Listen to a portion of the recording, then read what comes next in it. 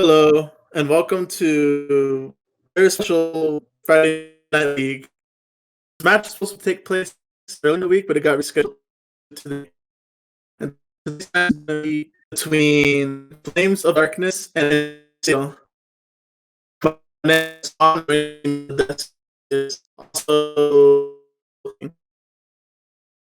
How you doing? I'm doing all right. Like I said, I am Nightwing. I just escaped Gotham and Bruce Wayne to go cast League. And I'm turning into a robot, apparently. Yeah, Swan Robot here, going full Terminator. This is going to be and I have to stay alert. All right, so we have a strong Kaisa pick. I'm pretty sure that Enton Steel has to play around that. Yeah, the Olaf pick. I think Olaf can be strong once he starts getting his items ready. And Yeah, Olaf is going to have a very strong presence in the jungle.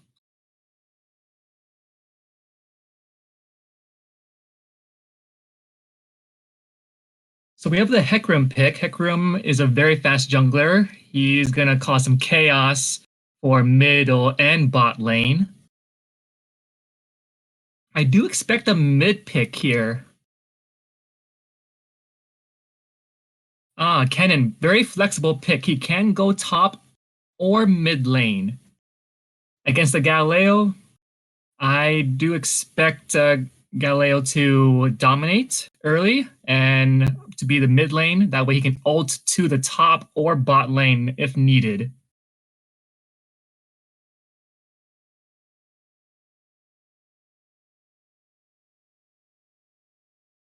Now here I would focus pick and take off the board like a Thresh or maybe even a Leona. Looks like Camille's been taken off the board. So they might be expecting this Kennen to be a middle pick. I'm back, but Jin isn't going to be here, so that's going to be a pretty big matchup to look in the bot lane. Speaking of which, so you talked about this Kaisa. What do you think about the ADC pick that's going to be coming in for Flames of Darkness? Well, hopefully, what do you think it will be? I'm expecting a Lucian or maybe even a Draven. Gotta bully that Kaisa out of lane. Draven pick. Nothing but League of Dravens. Looks like the next ban is going to be Seraphine, so. And they're hovering over to Ezreal too, so maybe Ezreal Yumi? That's what it could look Ezreal like. Yumi, yes, or even an Ezreal Lux. Ezreal has seen more play recently. Those long shots across the map, those are really, really satisfying to watch. And I've seen a couple of those happen in real time. They're amazing to see. I mean, you can see the Poppy Pip coming in too. So it looks like Poppy. Where would that Poppy go? Poppy On top? will go against that Jace. Ooh, Oh, they have the a very support. strong Heimerdinger. Ooh, Oh, going looks to like they're just Rakan. messing up. They're going with the Rakan. All right, that's fine too. So it's gonna be Lulu on the bottom lane alongside Ezreal. It's actually a really good duo, the Ezreal Lulu, because she can use her W to speed up the Ezreal alongside his E. So you just have massive mobility around the map, and also the shield to protect him if he goes in too deep. I do like Int and Steel's team comp. They can disengage when they want to, but they can also go in with the Hecarim and the Kennen. The Poppy will definitely protect the Kaisa with her ultimate, swinging that hammer. So my pick for this, just based on the engage and disengage, would have to go with Int and Steel. Yeah, plus you got the Galio ult to start out these team fights too. So if they That can is put all their if Galileo can figure out a way to get ahead of this Kennen of this Kennen, then I'll be looking towards End Steel to winning at not End Steel to Flames of Darkness to at least winning the early game. All right, we'll just have to see. Yep. And while you wait to see, we'll be waiting too. So we'll take a quick break and we'll be right back here for the match.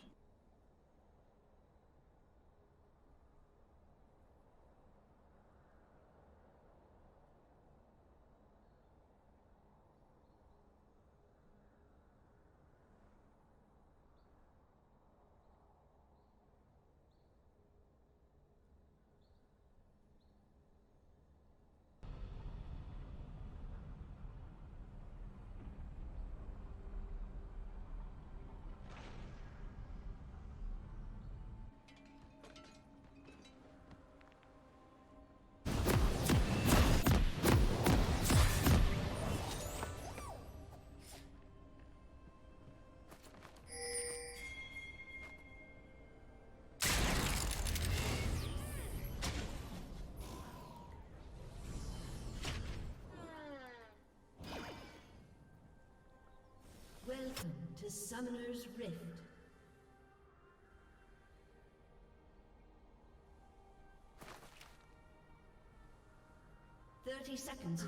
Welcome back. And just for your information, Team Eaton still is on the blue side, while Flames of Darkness is on the red side. We're going to be starting with Invade here from the red side to get this blue. Yeah, I don't think they even know what's happening. Yeah, the only one who can... Oh, they can get the Poppy, though, if she comes in closer. Oh, Poppy is in a bad spot here. Oh, that's not Raising good. the flash. Oh, and the Axis barely misses her. Yeah, well, they got the flash out of Poppy, so that's going to be really good for top lane. They are, however, going to go back to their own different lanes to try and reset, basically, since they know they're already invading the blue. Actually, I think they're going to be going for the red.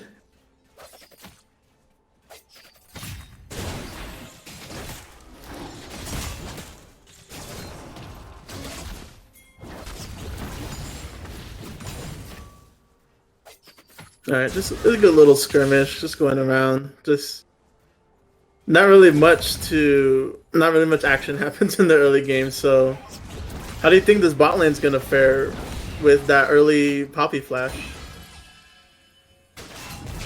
Well, then Jace is going to put more pressure on the top lane, knowing that Poppy doesn't have her flash.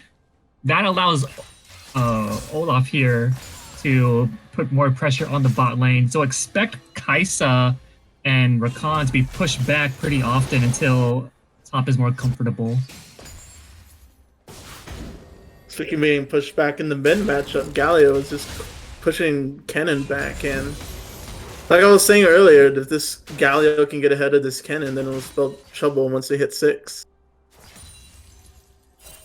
What's interesting to me, Swan, is that this Kennen seems to be going attack damage Kennen. So how does that work? Well, it's gonna hurt. It's gonna hurt. It's gonna hurt. Well, how would that work? Explain it to the people who don't know what AD Kennen does. So AD Kennen, his ninja stars here, that's what he kind of relies on to get those stuns onto the enemy champions. You can see that those little swirling bubbles around Galio, once he gets 3 of those, they're stunned. Oh, we can see this Poppy going in on the Jace, just to push him back though, just so she can farm a little bit more, because this Poppy really needs his farm, especially after blowing that early flash. But the Jace can find a way to get in, especially with this Hecarim coming in, the Olaf on the top too. Olaf has spotted Hecarim out, so they do know where Hecarim is. So bot lane knows that they are safe for now.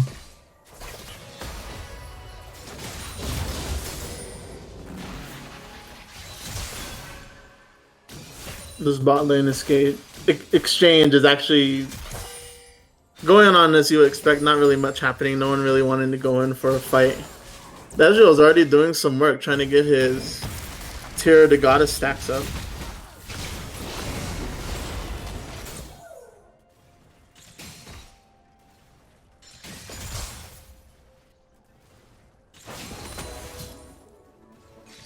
It's a little bit of back and forth. There's a little skirmish that kind of dissipated towards the top lane, but I think that's fine. I mean, the Poppy has to recall, the Jace can farm as he wants. So not really much is changed from these. Because see the Rakan going in, he gets polymorph, but is able to get the heal forced out from the Ezreal. So both the Lulu and Ezreal live for now. That does put them at a disadvantage. Kai'Sa still has both of her summoner spells. The Rakan has that ignite.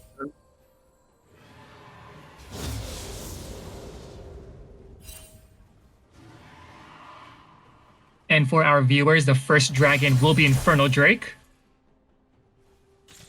See Hecarim already starting there, so if Rakan and Kai'Sa can join Hecarim or have Hecarim come down here and force the duo lane out, then this is an easy dragon. Olaf is making his way down. Trying to sniff out the Hecarim here. They're playing Ring Around the Rosie right here. Olaf is going in on the Hecarim right now. The Olaf comes in. He's chasing the Hecarim right now. The Hecarim can get out. He's going to be joined by the Kai'Sa. The Hecarim goes back in, forcing this Olaf out. If he can get out of here, that'd be great. Being forced to the ground. The Rakan W misses, so Olaf is going to be able to get out and join up with his team, but they need to re-engage. I'm pretty sure they want to fight this Drake. Or go after the Galio, in fact. There seems to be a miscommunication with the mid lane right here. The flash was forced out of the Galio, but he gets stunned out, and he's going to die. First blood goes to Kai'Sa. It's going to be a huge advantage in the bot lane.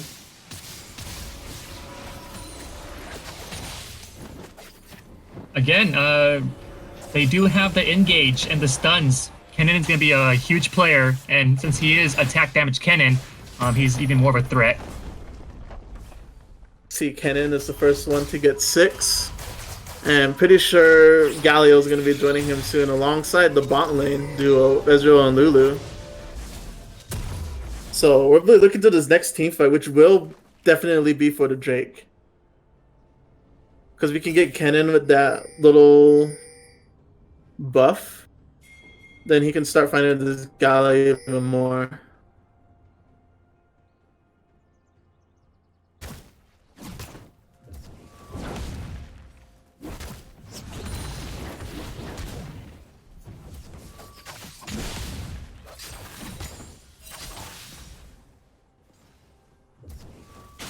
Olaf is sticking to the bot lane though, so he knows he has to protect this duo from any kind of harm so they can get back into it. And Kai'Sa is actually going to build Noon Quiver too, so first item spec, how is that? Actually, the Poppy being forced out by the Jace, so not really much happening from there. That Moon Quiver will definitely be a Kraken Slayer. It's a staple for Kai'Sa builds.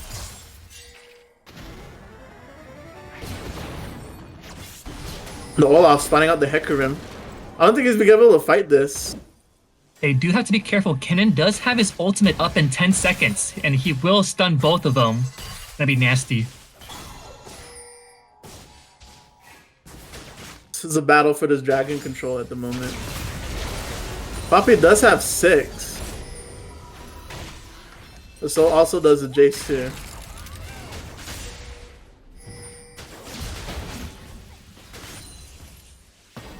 It's a little bit of a game of chicken at this point. So you can make this first mistake. Int and Steel do have to be careful. Kai'Sa's missing out on very critical CS, and Ezreal is just building a hefty lead on her. Looks like Int and Steel are gonna fight for this dragon. Or at the very least, get this Kai'Sa to the Ezreal. Teleport is coming in from Poppy. Teleport is coming in from the Poppy, so in order to re-engage on this Ezreal, the Galio ult coming in. The Lulu flashes out. She's gonna make it. She's not. She's gonna get taken out by the Kai'Sa. The Poppy trying to go back in gets taunted by the Galio. The ult coming in from the Ezreal doesn't really take her out, so only 1 kill coming from that exchange, but it's on the Lulu, so It looks like and still is actually gonna go and get this dragon.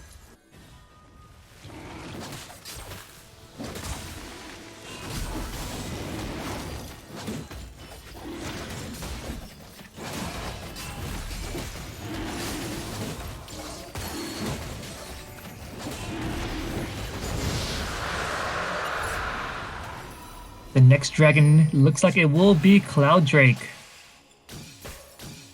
Oh no. Oh, good thing the Lulu came in so that Ezreal doesn't have to pay with his life. But they might be looking to maybe re-engage. I wouldn't count on them to do it, but they probably can. Or they might go for this bot lane too. Kai'Sa and Rakan Lulu do have to get out. Well, good thing Rakan was able to get out, because if Lulu was able to polymorph him, then it would have been all over.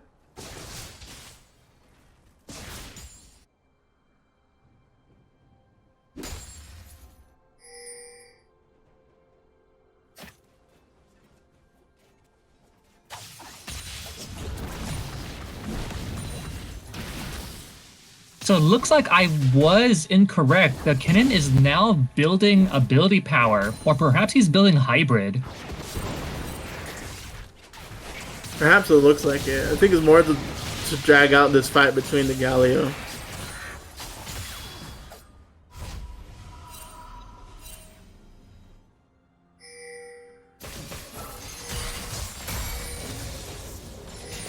A little bot lane skirmish.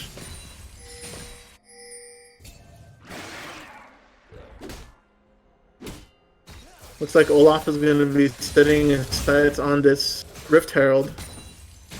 So if he can He's get the Rift sniffing Herald, he can start pushing on mid.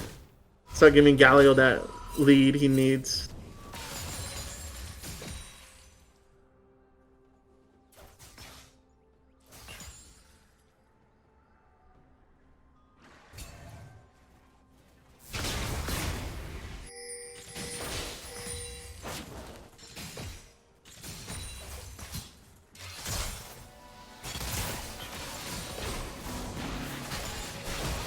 A little skirmish.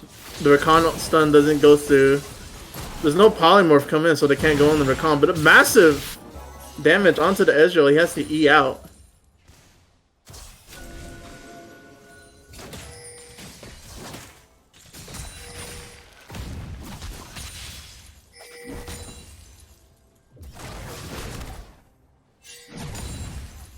This appears to be a very slow game here.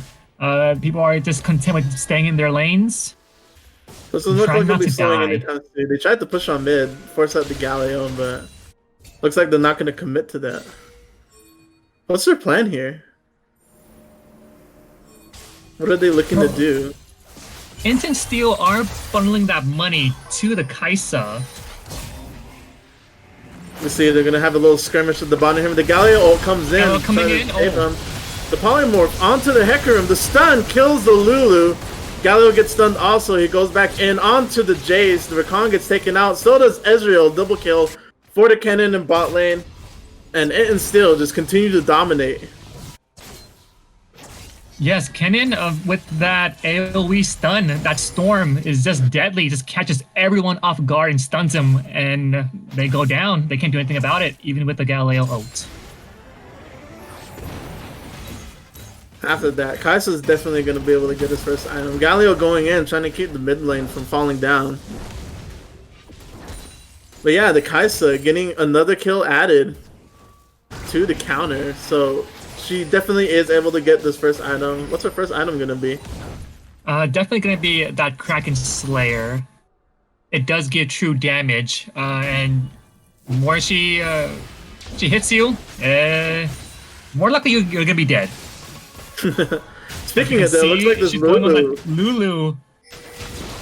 Yeah, the Lulu. Getting caught out early in the fight. Has to be careful this time. Galio being caught out. He has to flash out in order to get away to Kennen, doing massive damage to him already. And again, I want to point out those bubbles that were surrounding Galileo. If he had one more, he would have been stunned and most likely dead. See that Olaf is trying to protect the mid lane as best as he can. Meanwhile, Hecarim, he is going towards the top, looking to dive, or at least force out this Jace.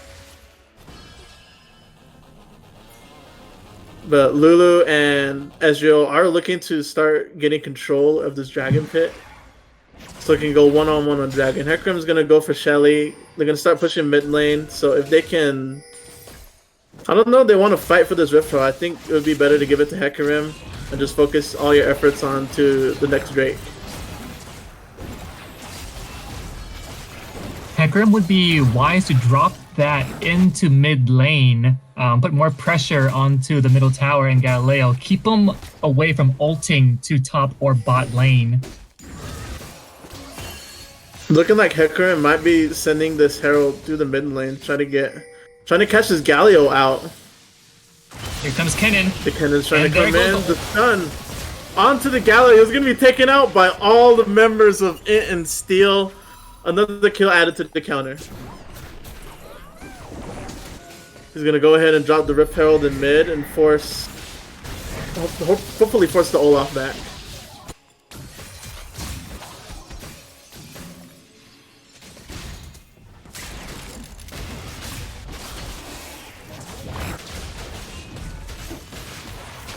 Okay, I would like to remind the audience that this is a friendly game between schools. Sure, it's a league, but we have to be respectful of our opponents. So, no trash talking in chat. Speaking of trash, I just contradicted myself. The Lulu goes out, and the Ezreal has to go out, but he doesn't. He gets killed by a turret. Kai'Sa is able to escape with her life. Okay, yeah, don't do it. I think they're not trash. That's just my mistake in a segue. But yeah, this is a friendly game between schools, so yeah, just be respectful of others in the chat and in game. Don't do what I did and call players trash. It looks like Kai'Sa actually did build into the Gale Force, giving her more dashing opportunities, not just with her ultimate, but with the item as well. Puts her in a better position to start with her Q, or even a long-range W. Another item that's already been built is the Sunfire Aegis onto the Poppy. Alongside with Hex Belt. Yeah, Poppy's gonna be the front line right there. But it looks like they won't even need a front line with Kennen and Kai'Sa being such powerhouses for Instant Steel. Flames of Darkness gotta capitalize on this dragon, try to turn the tide. Yeah, it doesn't look like Instant Steel is gonna be able to contest the dragon. So one-on-one on the Drakes. The Cloud Dragon going to the side of the Flames of Darkness. But in Steel, they could just push his lane, get back, reset for the next team fight, especially with these items coming in hopefully soon for Rakan. So he's going for Moonstone, so he'll be able to get a lot more healing off. And Jace with the first tower. Actually, second tower. I'm sorry about that. Yeah, first tower. Wait. Mid tower is taken first. Okay, yeah, my bad. He was taken by the Rift Herald. Ooh, Poppy needs to be careful. The W coming out from the Rakan doesn't really get anything. But this Galio is looking to probably engage along with this Olaf on the Hecarim, or maybe in the Kennen. But they are setting their sights on protecting this bot lane.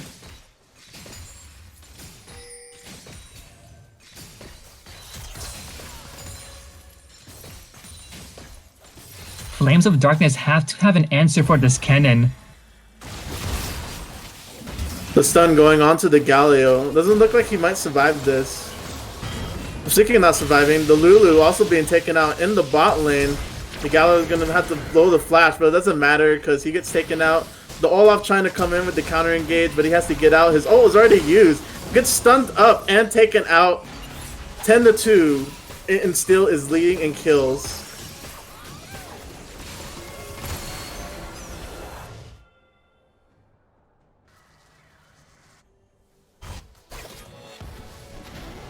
Despite that, Yuri on the Jace is pushing pretty hard into the inner turrets. Ooh. Okay, Oh make my goodness. another kill added onto the Ezreal. So yeah, it's not really looking good at the moment for Flames of Darkness. So how do you think they can turn this around? They gotta get Jace into the mix of team fights. Yeah, it seems like it. They're starting to get more items up on the side of Flames of Darkness. So Lulu trying to keep it back. She gets stunned up by the Rakan and taken out again. I don't know about that one, Lulu. 0-5. What I recommend for the Lulu is to stay with the Ezreal as much as you can, so that when you do fight, it's in those team fight situations.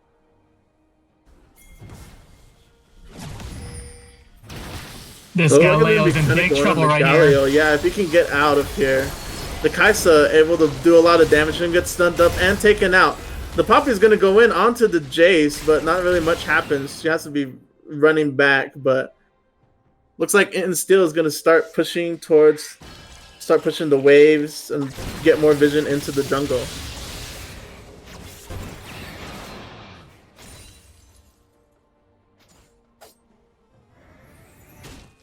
It's like a bot lane. Ezreal is in trouble here.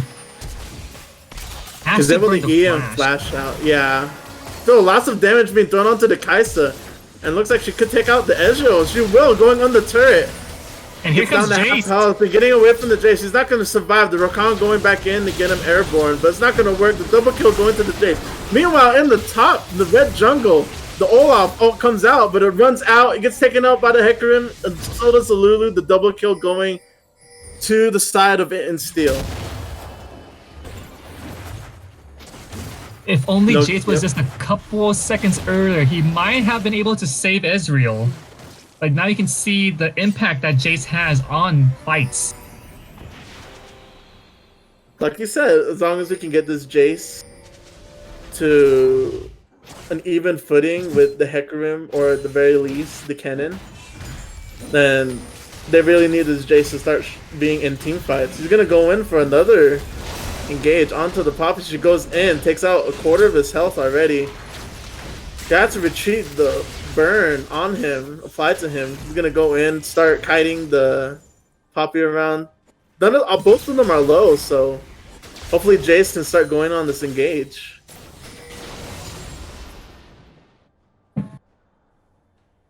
He will not, though. The Poppy goes back and still getting another stun onto the Galio. They can get up on him.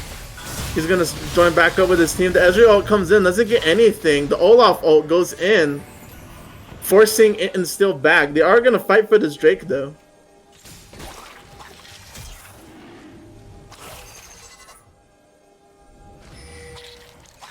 Kennen's ult will be up in 10 seconds for this fight. If I was Flames of Darkness, I would get away as fast as I can. And it looks like they will. The Galio is nowhere to be. He's able to recall. They're gonna hide in this bush and wait for the fight to return because they really want this Drake, or at the very least force Int and Steel to get out of the Drake pit.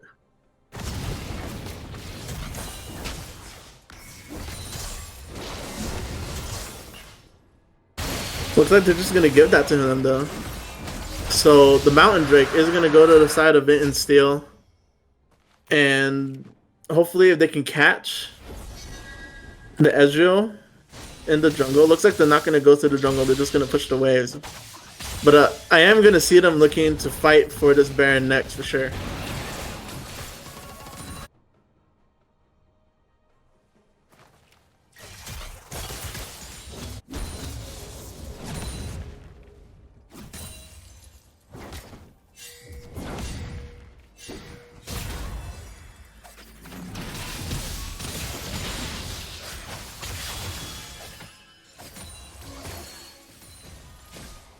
And Steel are going to be forcing the mid lane minions to push up, to try to force this fight for the turret.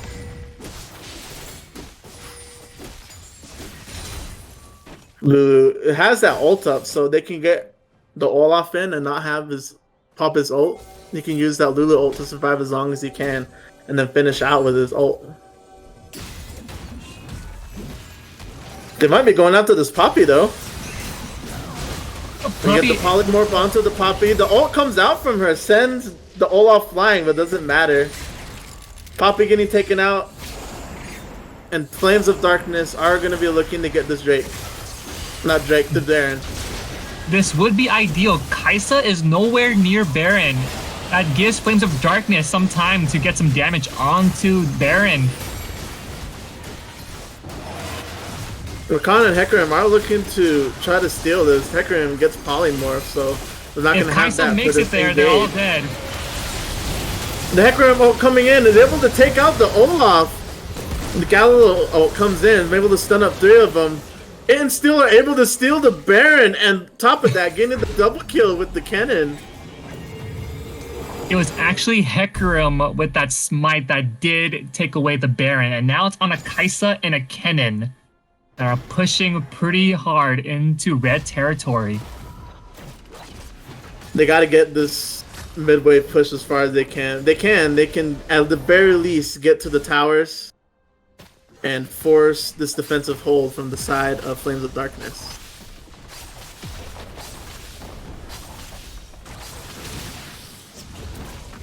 A pretty dominant showing from this Kai'Sa, wouldn't you say? Definitely. Able to get 3 items up, actually. We got Gale Force Collector, Phantom Dancer.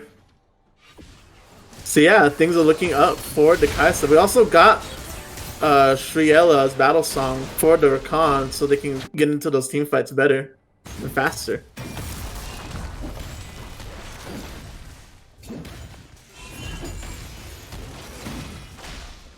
Alright, into Darkness. Flames of Darkness is looking to clear this top jungle so that they can have control of at least that and have a good falling back point if they want to engage on this.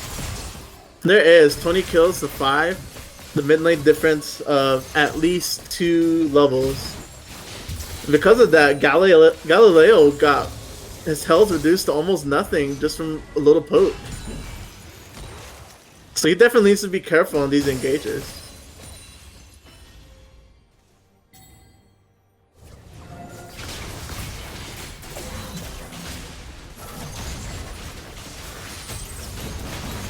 A little bit back and forth. The Galileo Q coming out. The turret gets destroyed, so and still do have a little bit more room to work with. They can clear out the minions. They can start pushing in and forcing out this fight, but it looks like they're going to retreat. They're trying to bait Flames to push forward. Kennen does have his ult again. He will stun all of them. And with that Void Staff, their health will just be melted down. This Kennen can engage. He does have his ult up alongside the Rakan. See the flash in. The ult coming out from the Kennen is able to take out the Olaf. And a triple kill on the side of it and steal. They're going to start and finish out closing this Jace. The only one left alive was Ezreal. The triple kill coming in on the Kennen. They're going to take this inhibitor and hopefully end the game. They don't have any minions right now, so Ezreal looking to be the last bastion of hope for the side of Flames of Darkness. Hecarim is low. The Kennen is low. So if he can get enough damage, enough poke onto them, the first Nexus turret is going to be destroyed. Hecarim so low. Ezreal waiting for his whole team to join back in. The Olaf comes in just as the second red turret is taken out. And still have to fall back.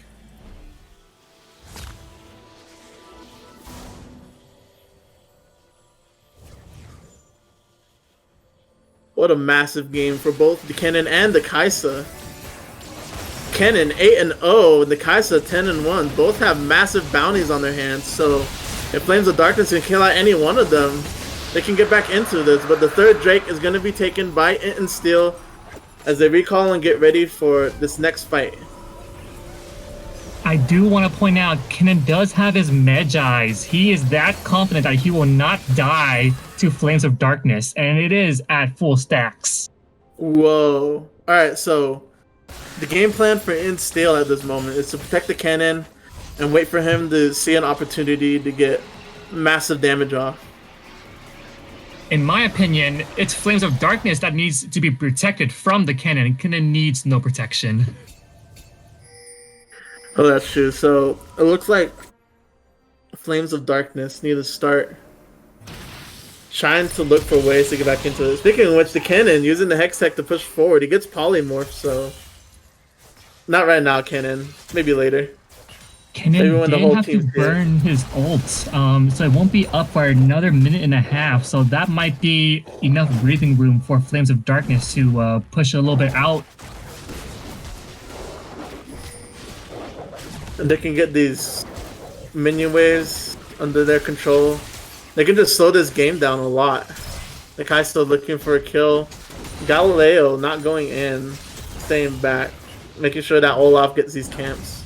But looks like In Steel are looking their eyes towards the Baron Pit. Oh, the Kennen taking massive damage. A shutdown going to Jace. Oh my goodness. Again, the Jace is a big team player in this. If only he had come in earlier in the game, it might have been much different for Flames of Darkness. It looks like the red jungle, a prime spot for another fight to break out. This Jace can push this lane and join up and get one of them. They can start pushing towards Baron.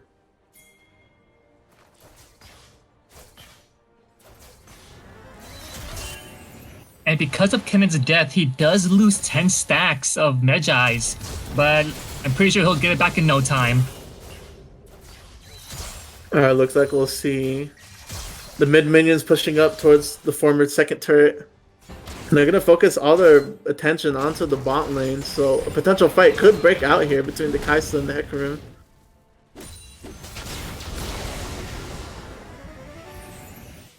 The Hecarim gets tagged. He's going to be able to get away.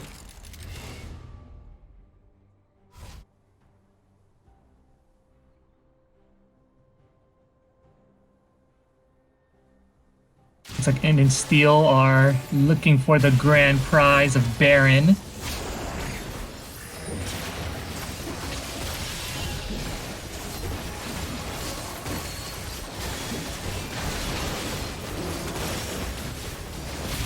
Looks like Jace is gonna try for a steal, can he? Oh my goodness, Ezreal stole Baron. Those are the plays we want to see. Here comes Kennen, here comes his ult! The Hecarim also coming in, taking out the Jace. The Galileo is also going to fall. So, if Ezreal can get out of here along with the Lulu, then they can start ready for this re-engage. The Hecarim goes in, the flash comes out from the Ezreal, the stun comes in from the Rakan, doesn't get anyone, but it could get this Kennen! The Lulu dies for that, but the Olaf doesn't seem to matter. He gets taken out. The Ezreal, the only one left alive. They're going to focus on this Nexus and Steel. Ezreal trying to protect us as much as he can, but I don't think it's going to be enough. First game going to the side of Int and Steel.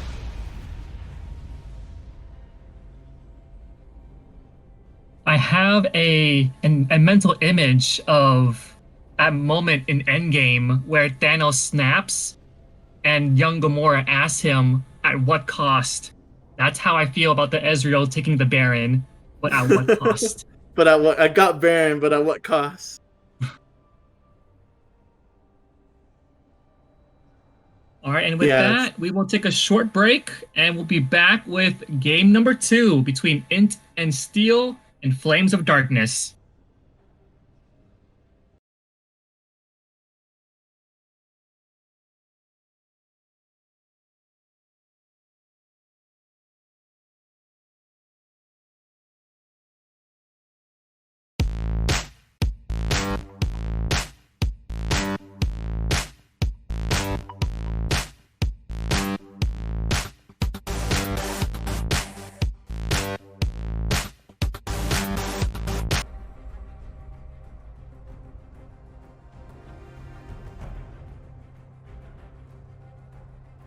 Hello, and welcome back to Game 2 of the match between Flames of Darkness and Steel. My name is Swan, and with me again is Nightwing. Everyone, We have Flames of Darkness on the blue side this time, and they have banned out the two problems that were pretty prevalent in the first game, the Kaisa and the Hecarim. Yeah, both of them are gone alongside the Senna. So what are they looking for in terms of team comp? What you're saying? Or Flames of Darkness? For looks Flames like of they are- Darkness. They're keeping the Jace. Yeah, keeping the Jace. I would add some more CC on the Flames of Darkness side. That's what they were lacking first game. You know what else they didn't have first game? They didn't have Defeater, who is subbing in for New2 in the mid lane. So another mid matchup to watch out for. Yeah, I really want to see what Defeater has in his pocket against Int and Steel. We're gonna see the Camille and the Warwick pick coming in for the side of Int and Steel. And the Echo pick being hovered over on the side of Flames of Darkness. Look like just I cycling do through prefer that champs. Echo pick. Yeah, I the would Olaf love to see the pick- Echo pick, but we're gonna see the Olaf coming in too, so Perhaps these are their comfort picks? They're perhaps comfortable because they on went the these, same picks. They went the same picks last game with the Jace and Olaf. The Jace actually got a lot of value too. Olaf, not as much as the Jace, but he still was able to do a pretty good job in the jungle.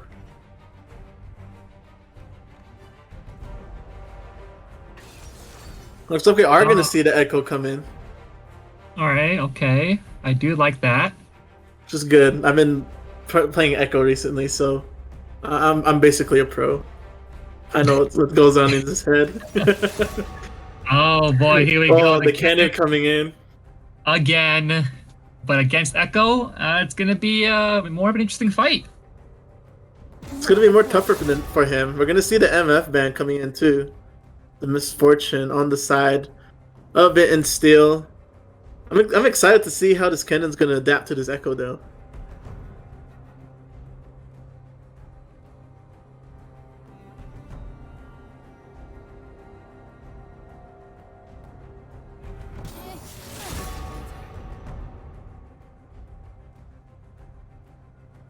Now, for Flames of Darkness, I would prioritize maybe a Varus or a Vayne.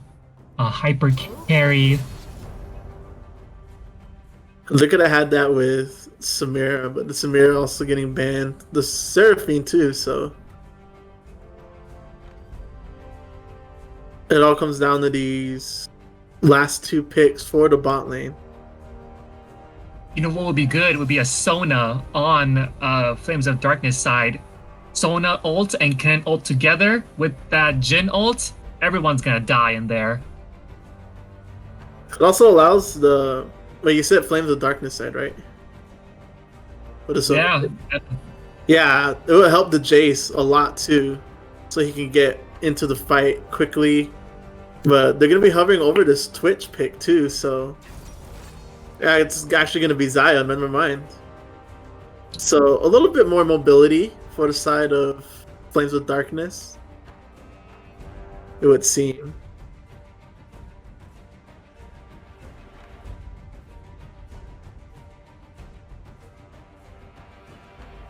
now Xayah's ultimate allows her to be invulnerable and untargetable for a second and a half.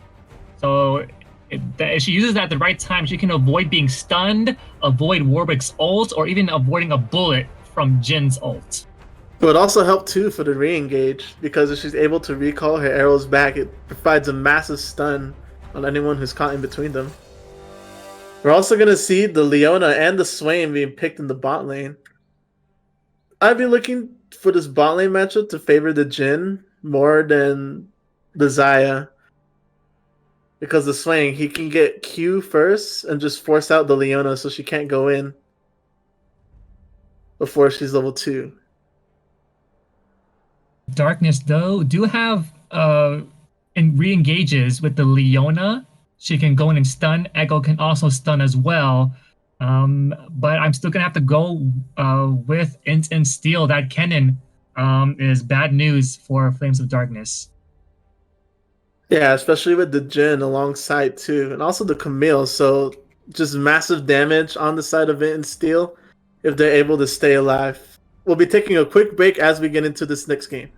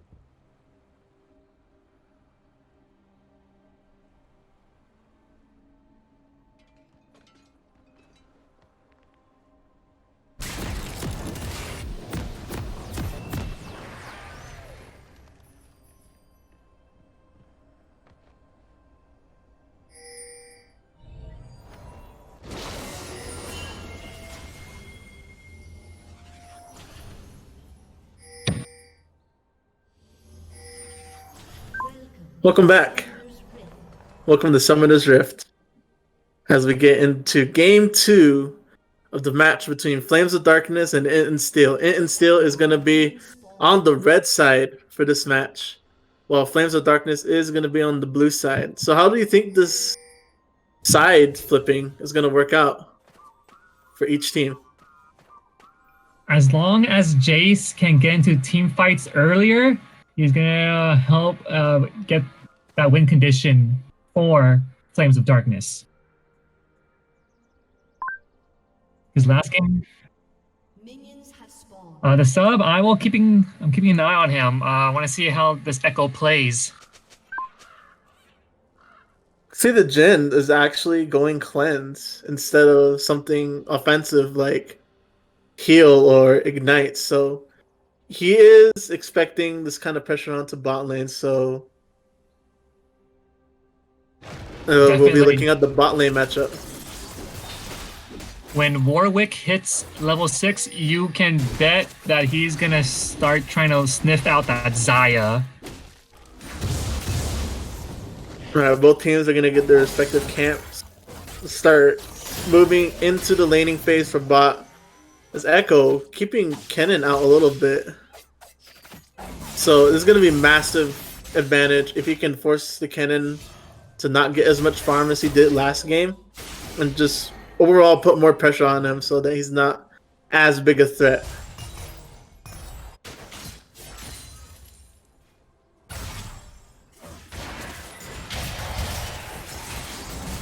Kennen is playing a bit more passively compared to first match.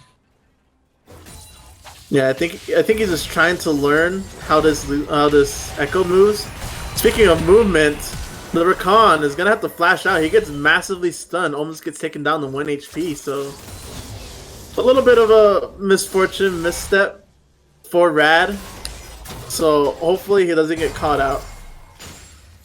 The Xayah pick, it can be really useful as long as he doesn't die. Well, you can say that for almost every champion, but still.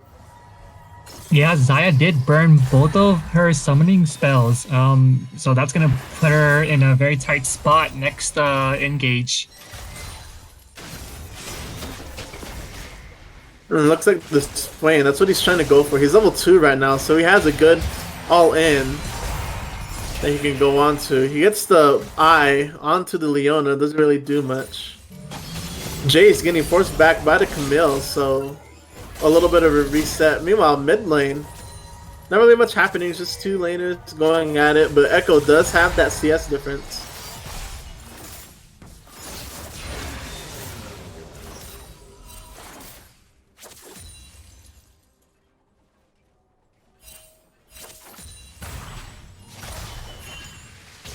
It looks like the Camille is trying to scout out this Olaf. They did see him. So they're just trying to keep this jungle advantage, this jungle area advantage. It would seem like trying to catch the Olaf out. They're not going to, but the Scuttle is going to be going to the side of Flames of Darkness. So they're going to have vision in that Baron Pit when they do start to fight it.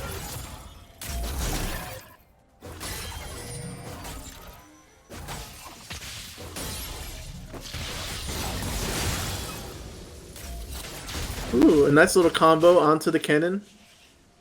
Forces him back. Not really much going on at the moment. It's just flat. It's just farming after farming. Yeah, this is a kind of repeat of the first game where they just kind of slowly farmed, got their items, and then an explosion of fights. Yeah, but like I said, the Echo is keeping this cannon in check, not keeping a CS lead up a ton. They both have Dark Seal, so if they can get those stacks up, they're able to get into these team fights. Now, hopefully, will be happening soon as both teams, everyone's getting close to level 6. And getting ready for the first fight. The first dragon will be Inferno Drake. Very high priority. Especially for that cannon and that Jhin, they get more attack damage or attack speed, I can't remember. It's attack damage and ability power, so it would benefit the majority of the players here. Yeah, it would benefit a lot. Especially for in Steel. Looks like the Camille is going to be forced a recall by that Jace poke. Not a little bit of a slow start in the bot lane. Leona does have all her abilities up, so she can play more aggressive. But it looks like they're just going to be trying to farm until 6, so that Leona does have her ultimate up, making a good cleaner engage.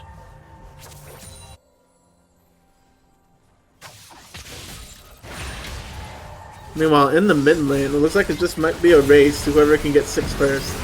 We have the Leona going in with the E, doing a lot of massive damage to the Jhin. He's able to get out. Oh, but the turret aggro onto the Xayah. Oh! The Swain Q gets hit onto the Leona. She gets stunned again. She's going to be taken out. First blood goes to Jhin, and double kill for the Jhin too. The Echo trying to escape this little collapse. The flash comes in from the cannon and gets his stun. Onto the Echo, he gets out. The Ignite put on him. Is he going to be able to live? He goes back in. He's able to get the kill on Warwick, but pays with his own life. Olaf trying to coming in to clean up the kills, but Cannon gets out safely. And it's a 1-for-3 engage for the side of Int Steel. Again, that Kennen is just going to be a problem for Flames of Darkness. I would have expected a ban, but now they had to kind of roll with it, and let's see what their answer is in mid-game. If Int Steel can take control of this Baron pit and force a fight in the Baron, like we said earlier, the Inferno is going to actually help a lot, especially with the Cannon and the Jhin. So we'll be looking towards that. He's going to get the blue buff and start eyeing his way towards the Dragon Pit, or at the very least the bot lane, force out this Leona so she can't play as aggressive with the Xayah as they get so close to level 6.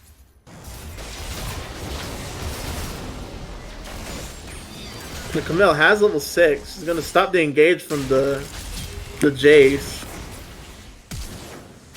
Ooh, flashed away. That was close. Bad scene. You were in a tough situation right there. Almost tough situation. The Swain Q hits the Xayah with not really much coming from it. Force out so they don't get 6. Meanwhile, the Jace is taking turret plating onto the top. And Warwick being spotted in mid, so we might be looking for a team fight for this Herald. They have to be careful because Kenan's ult is going on to the Echo. He's able to get out. The rewind going back in. Can they take out this Warwick? It looks like they're gonna be able to. They're gonna have control over this Rift Herald for the side of Flames of Darkness. So already it's looking a better improvement from the first game.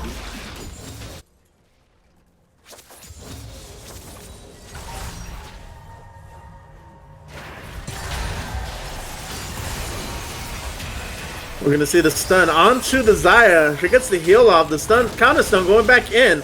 The Swain is gonna be taken out. But another fight is happening in the Baron pit. The Camille comes out, takes out the Olaf. They're able to go back in. The Cannon getting stunned. Both getting stunned actually. The Cannon's still alive. Good finally gets taken out by the Jace. The Rift Herald gets stolen by Int Steel, but it doesn't matter. They get the kill on the Camille. The Echo dies from the Warwick. So this is Jace versus Warwick at this point. If he just keeps autoing him, he can just go and win this fight. But it looks like he's not going to. He's going to kite him all the way into the bush and take him out. Alright, that's a lot to process right there. Yeah, Flames of Darkness up 1 kill after that team fight now. So they pretty much evened this out. Back to 0. Oh, the Jhin ult. The Leona is trying to protect her Xayah as much as they can. But it doesn't matter. She gets sniped. And the Leona has to get out. So does the Jace, and just a quick reset for both sides as both teams are tied 6-6 in kills. However, Flames of Darkness do have a 2k gold lead. I wonder if that summon up top was a mistake. How so? Camille did summon the Rift Herald early. I didn't expect to see it at this point, but let's see what happens. Looks like we'll see.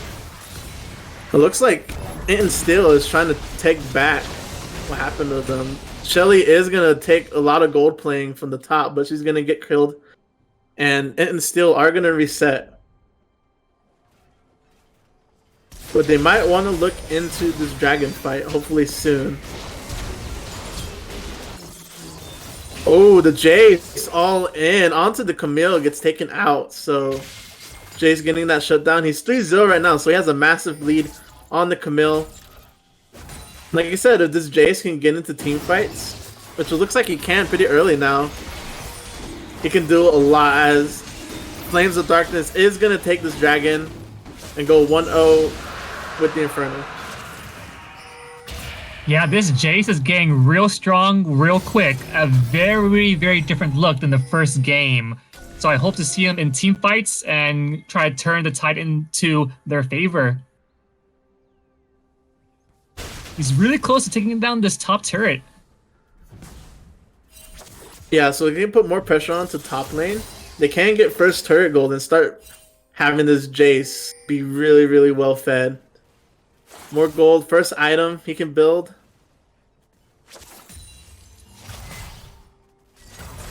It looks like Int and Steel noticed too. They have the Warwick hovering around top. He gets spotted out, so this Olaf cuts him off. We could be seeing another fight here soon.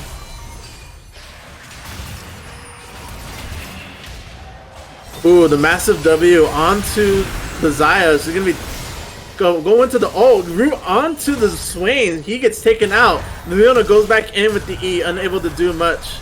Flashes out of that W, but the ult comes in. Bobbing and weaving.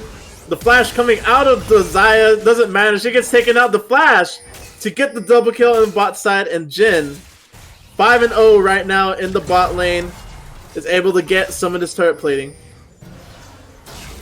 It's a back and forth tug of war between these two teams.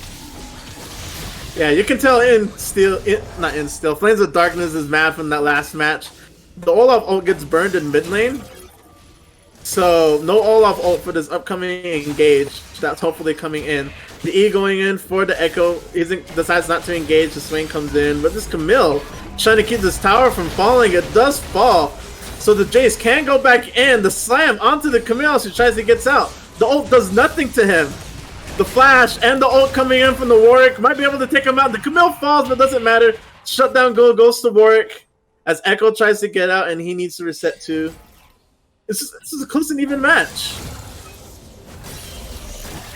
We have a very interesting spread of gold. Majority of it towards the Jhin, and then the other side it's spread kind of evenly throughout the team.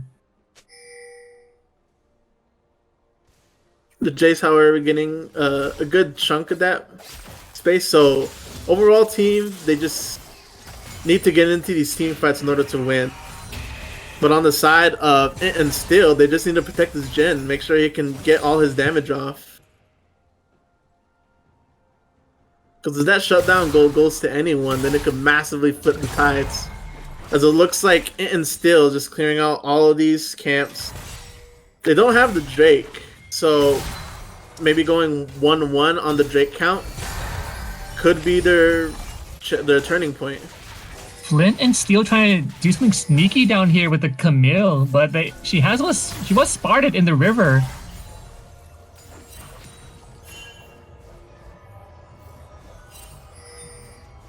Yeah, good thing for all these words. Just for people who don't know in the chat, it's usually the support's job to get vision all around the jungle so that both the jungler and the ADC, basically every lane, knows where everyone is at all time. We're gonna see the root coming onto the Leona. She pulls this ult out, doesn't hit anyone, and just slows them down for a little bit, but it buys a little bit of time for Echo to come and join the fight. We're gonna see Jace split pushing, actually. He's gonna be able to get a lot of chunk off of the top turret as Warwick comes in. If he's able to count him, he can get another kill. His W wears off, so he's on the defensive, going far back. Jace can get more turret gold. It's a little poke battle at this point. Kennen is heading up to try to support. You see the ult going on to the Jace. Looks like it seems to be working. It gets taken out. Both the Camille ult coming in to secure him there, so they are doing enough to keep this Jace at bay from getting too powerful.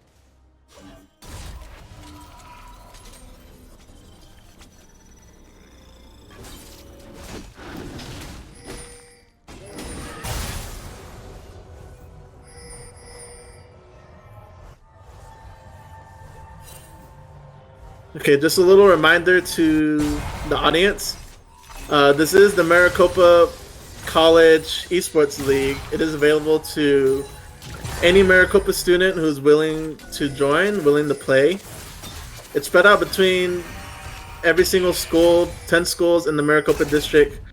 So if you want to join in, you can join in on the Discord link. Or if you don't want to play, you just want to hang out in the Discord link is open to anyone. And you can join this fantastic little community we have. We have a variety of 3 esports games. We have League of Legends, obviously the one you're watching now. We have Rocket League, and we also have Overwatch. And going back to the game, the Cloud Dragon is going to be going to the side of Flames of Darkness. So a 2 Drake lead for blue side, as Ocean Drake is going to be the next one's available. The Leona ult comes in, actually gets a couple of them, but it looks like it's not able to save the Leona herself. The Xayah using an ult to get out, but she can't escape 4 people, so she's going to be taken out too. And Flint and Steel are going to be going up. Kill advantage of 3. However, they are lacking in gold, and gold is what gets you items. Gold is what makes the map go around. And looks like Red Team is going to get this turret, but for the price of that, they're having Jace stomping on their top inhibitor right now. He's going to go in on the Camille. She goes back in, stuns up the Jace. The ult comes out, but it looks like the Jace is able to kill the Camille and hopefully can fire off this Warwick. As he gets the in-hit damage, the flash comes out. A lot of damage onto the Warwick. He misses his ult, and the Warwick has to fall back. He gets taken out, but in the mid lane, the Echo finding the cannon and gets the ignite on him. It looks like it will be enough. The cannon will be able to recall. The Jhin ult coming out, trying to get this Jace in the top lane, but it looks like Jace got slow. Will be ult coming shut in from down. Swain. He will be shut down alongside the cannon. So 1 for 1. But like you said, this gold lead, it's still in the favor of Flames of Darkness. And it's all because of Jace pushing all the way into the inhibitor turret. This is a very different look. Shelling coming in mid lane too. This is a very different Flames of Darkness than we're seeing from the first game. Yes, they are taking all the objectives right now. They have both dragons and all these turrets. You see this last little hold as Shelly does a little jiggle dance to try to get to the turret. She will get taken out, however, but the damage is already done. 2 tier 2 turrets get taken out in exchange for the 1 tier 1 turret in the bot lane. Not really doing much. So, and still just trying to set up this defense, trying to set up hopefully to get this Baron, as we are approaching on 20 minutes.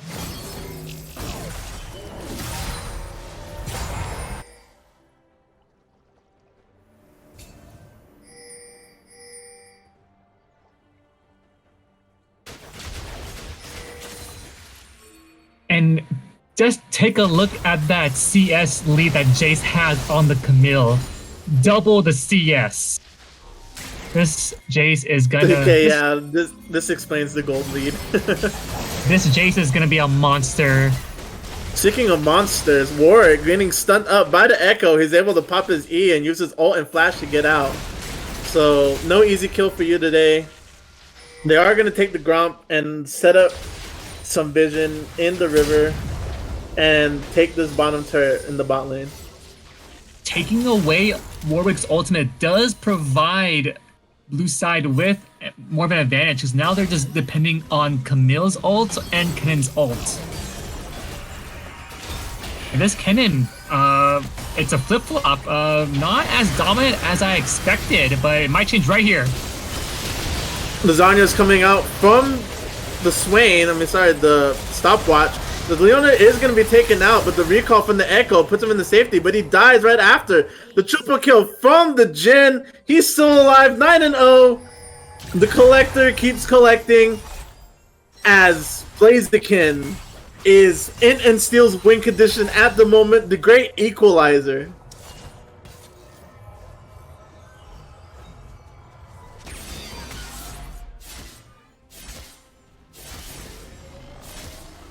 This just like the Kai'Sa from first game, but now it's Jin, and I'm excited for a game 3.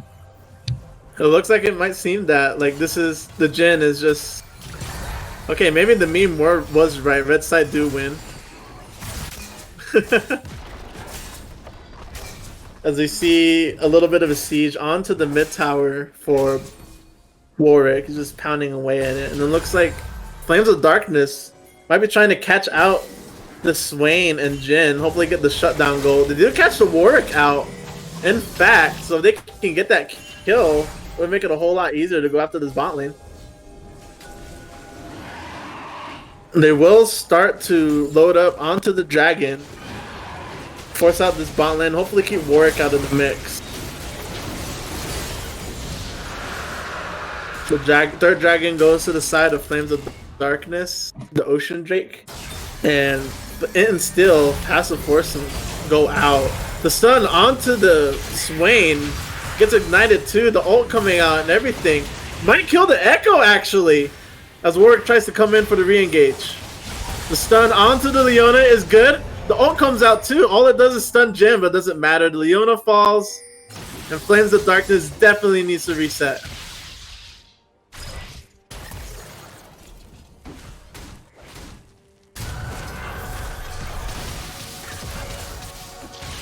This Jace is just being a menace in their base right now. There has to be an answer for him. It's a one-on-one. In the base, the stun onto the Jace goes in. It looks like it'll be enough to force him out as the rest of the team knows he's there. The Warwick coming in, ulting him, keeping him there. But the Jace, he might get killed actually, unless he can escape. It looks like he won't, but the turret will fall on the side of Flames of Darkness, both the turret and Jace. So, and still is not a force to be reckoned with. Now the inhibitor has respawned. That does give them a little bit more breathing room and committing all 5 of their team members into a team fight instead of just being a 4v5. Yeah,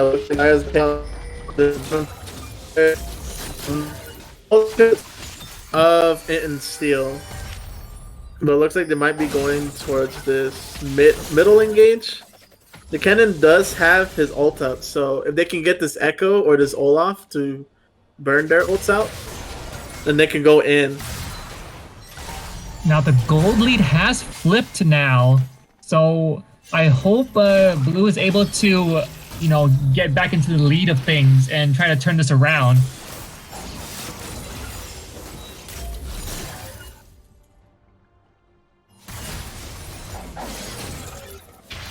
They do see if they can catch his Swain out. He does pop the ultimate, so no ultimate for Swain, but the Echo does get rooted. He's able to stun the Warwick to get out.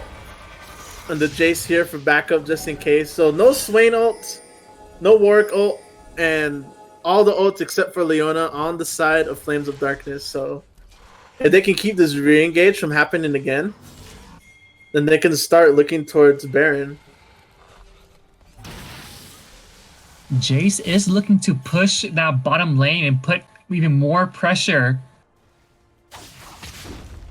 They're putting pressure on both sides. Leona and Xayah split pushing top, trying to clear some room for force them to fight near this Baron as Jace just starts split pushing.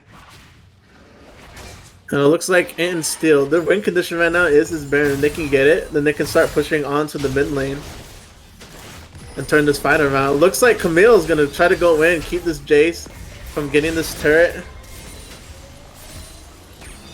Int and Steel need to send 2 against Jace. There's no way that Camille can face Jace by herself. Especially since the Jace has Eclipse and Manamune. So they really need to be careful about this Jace. He could just go in. He has a lot of mana too and a lot of health, so it's going to be hard for him to kill while he just throws out all his abilities and kills you.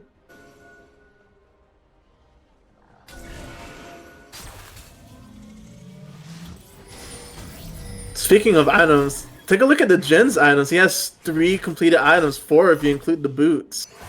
And he still hasn't died yet.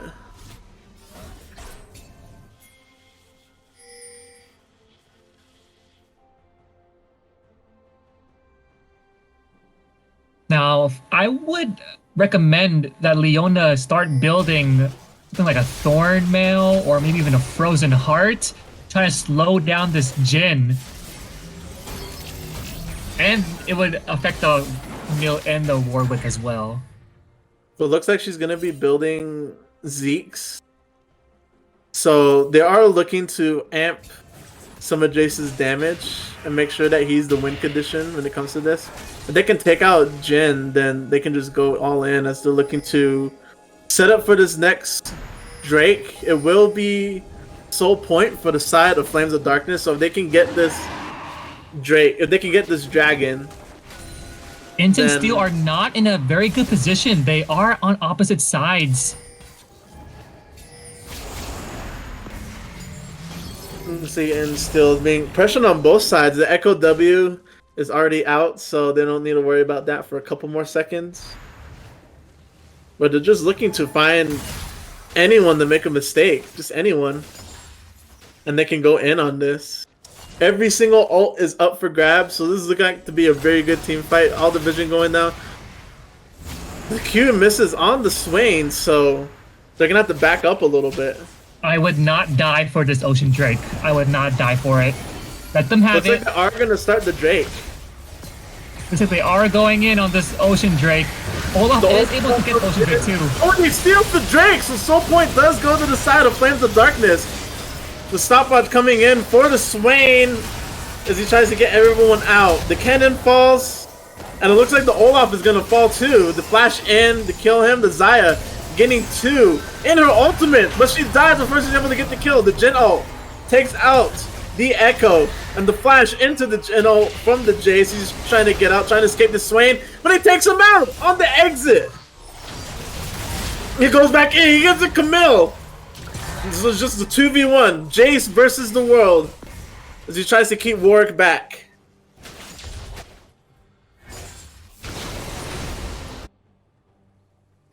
Soul Point does go to the side of Flames of Darkness. Would you mind explaining what the Ocean Soul does to the people who don't know? Oh, Ocean Dragon provides healing, which for the entire team with high health, it provides more value. But I didn't like that trade. And Ocean Drake for 4 deaths, that definitely went on the side of red team here. Jace didn't die though, so he still has that bounty, so none of that was collected by any of the other team. But no one was able to kill the Jhin, and he got 3 more kills from that. So either they needed to look into stopping this Jhin as fast as they can, get that shutdown gold on to someone important like the Echo, or maybe even the Jace to get him even more fed. But they might be looking towards this Baron. If they can get this Baron, they can get a massive gold advantage and start pushing with the mid lane. The gold is relatively even now. But the next dragon is going to be the Elder Drake. And that's going to tip the scales in either side, whoever is able to get it. That's not going to be for another 4 minutes. Looks like the priority right now is to kill this Swain. He does pop the stasis. He's going to get taken out. So it looks like Flames of Darkness is going to be looking up to set up vision for this Baron take. Meanwhile, Jace is split pushing in the bot lane.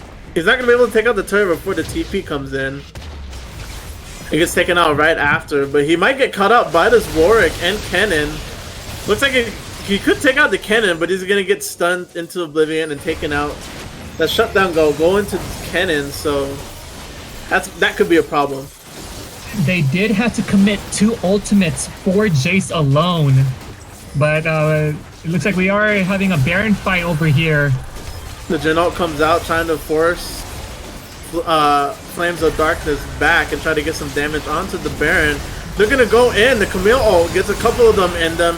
And the red team steals the Baron. So It and Steel taking that Baron for themselves. They're going to get these cleanup kills hopefully. The Jhin finally getting taken out by the Xayah, but it doesn't matter. She gets taken out right after by the Warwick for the double kill. And an ace for the side of It and Steel as they look to push this mid lane.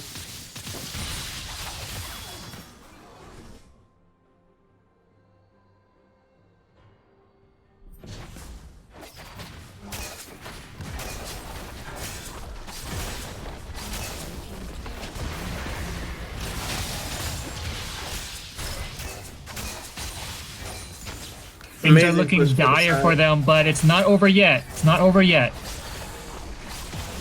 The Warwick, why is he taking turret damage or whatever? It doesn't matter. They do take the mid turrets, so the inhibitor is exposed to the cannon minions that are coming in. Meanwhile, their base is also being attacked too. The Camille has to go up and save it. So this Baron buff putting it in still a little bit more into the lead than they already were, and they're gonna be looks like Flames of Darkness really needs to go after this Elder Drake if they want to keep up and win this match. Would you mind explaining what the Elder Drake does for people who don't know? So for Elder Dragon, on the enemy side, if you have the buff, if your health hits that white line, you are dead. There's nothing that can stop it. Instant execute if you get below a certain percentage. Exactly. And depending on which side it goes on, that can be the game maker right there. If it goes on the side of Instill, then that's basically game over. But the same thing could be said for the side of Flames of Darkness.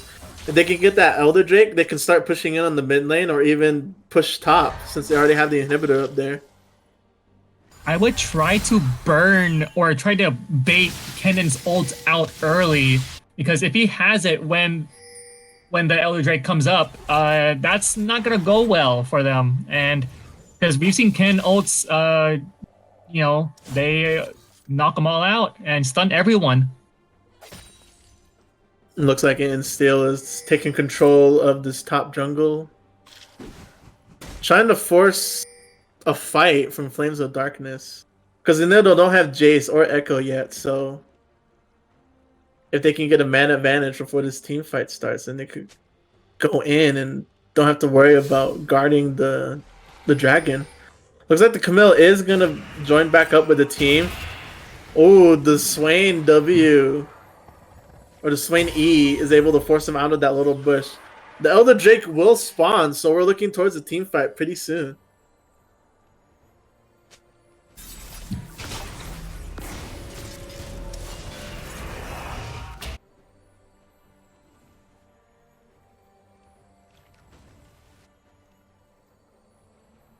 Just a little bit of broken prodding. See a Jace Q going in for the poke. The Echo W. Oh, it hits! The Warwick, so they're gonna go all in, putting the Ignite on him and everything. Rooted. He's gonna be taken down by the Echo. And This is their chance. Flames of Darkness They can, have to get the Elder. they can start fighting for this Elder. They are trying to clear out as much vision as they can in the pit. The General is going to come out, though, for the side of Instill. This But is they are. in Flame favor. Oh my goodness. This is totally in favor of Flames of Darkness. The stasis comes out from the Swain, but it's not going to be enough. He's going to be taken out. Flames of Darkness with the Elder Drake are going to start pushing on to the mid lane. It's going to be a Hopefully to end this 5v3. match. A 5v3 in favor of Flames of Darkness. All they need to do is push this lane, get on the tower, and start pushing on to the Nexus turrets.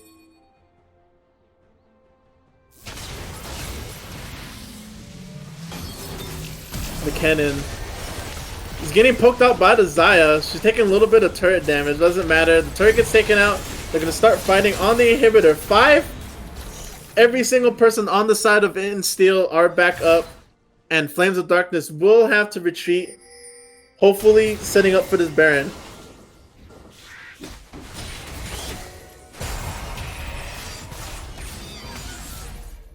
I'm hoping Flames of Darkness can utilize this buff before it runs out.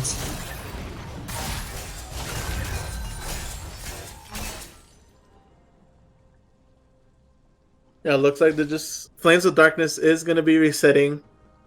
So they really want to fight for this Baron so that they can have the mid wave and the top wave push up with those Baron powered minions. So that's Elder Drake isn't really the win condition for both of these teams. It looks like it's actually going to be Baron. So both teams just playing really safe because they know as soon as one person dies, that could be game. Because both teams do have the inhibitor open.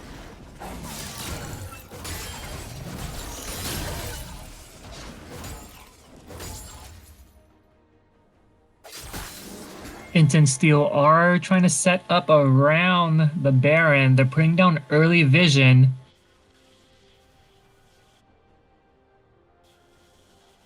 If Flames of Darkness can start the fight early in Baron with their Elder buff, that's gonna make Flint and Steel here hesitate because they don't want to go in and instantly die.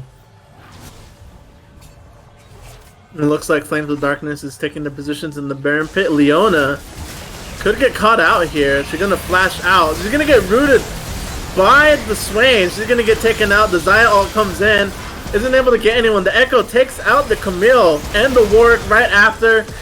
The Jhin dies right after, and it's gonna be a double kill for the Echo. The Jhin, only one able to make it out. And it looks like Flames of Darkness is gonna start pushing onto the mid tower, going into the Nexus. Jhin has to do as much as he can to keep his team, keep this team from pushing on the turrets, and wait for his team to come back. And he can re-engage. It's such a shame because the Elder buff just ran out as they were walking into the base. Jhin dies, the Nexus turret falls, and it looks like the Nexus is next. And it's going to be 1-1 for both teams as we go to a Game 3.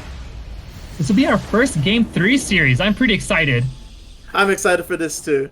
We'll catch you in that Game 3 when we come back from this break.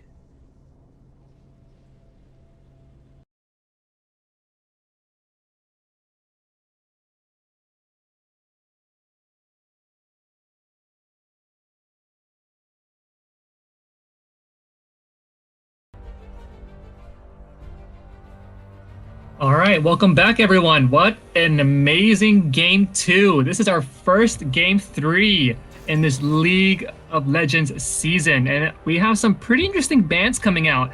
Jace has been taken off the board, as well as Warwick and Kai'Sa once again. Swan, what do you expect this time? I'm expecting, well, honestly, the Kennen again, because the Kennens have been so dominant the past 2 games. Like, even when Still were losing, they still had the Kennen in, able to do a lot of massive damage with his ultimate. But it looks like the Olaf is going to be coming back in again for the side of Flames of Darkness. Flames of Darkness is going to be on the red side, and the Still is going to be on the blue. So it's 3 for 3 for this Olaf. What have you been thinking of this Olaf pick all series? The Olaf pick has been so-so. It hasn't been too dominant, but the other players, as I was just saying, the other players.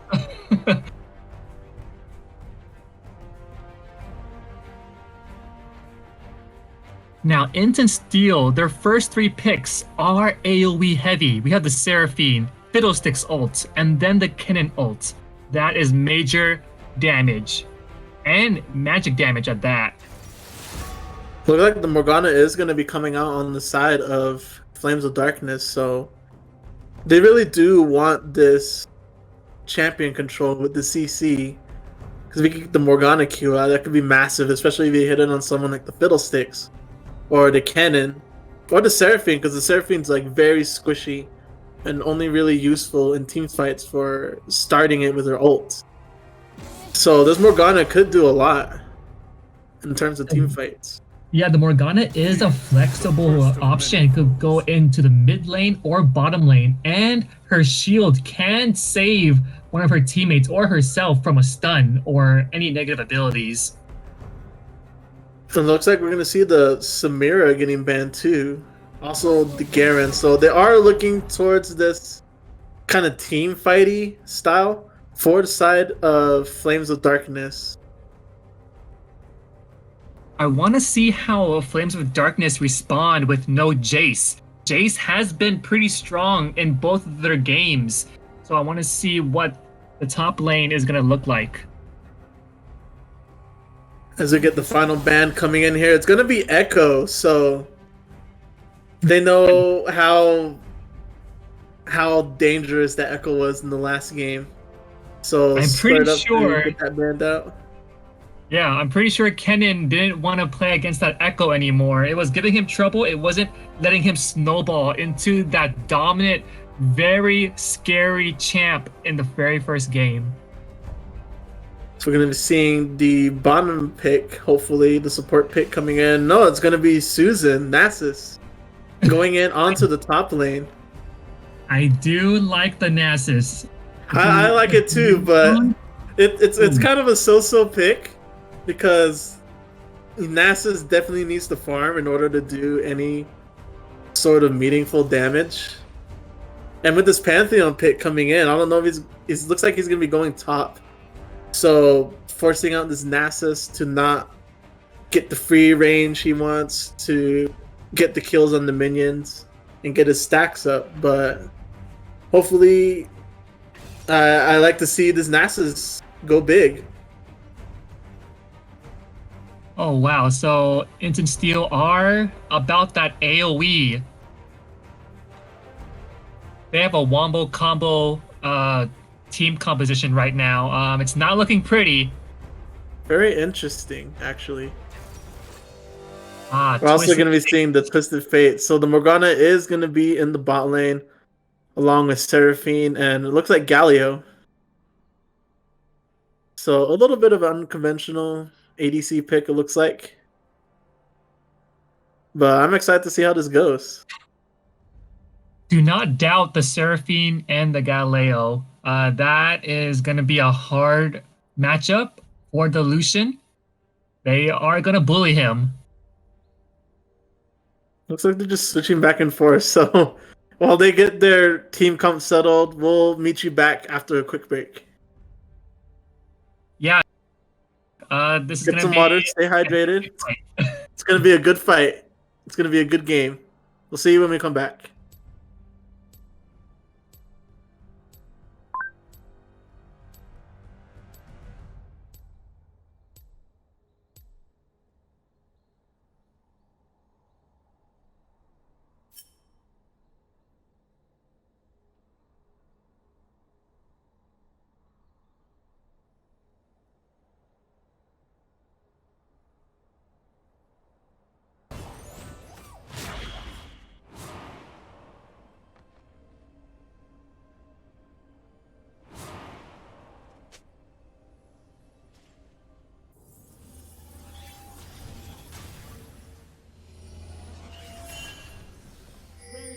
Summoner's Rift.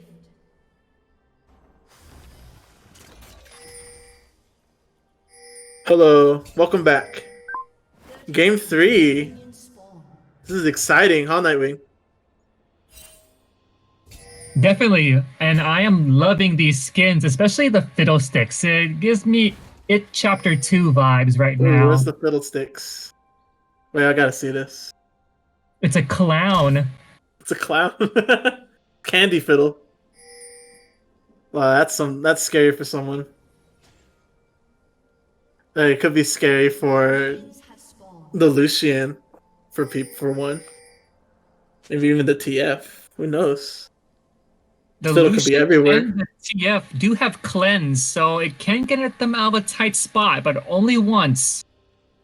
Oh, the ghost being run on the Nasus instead of a TP like usual.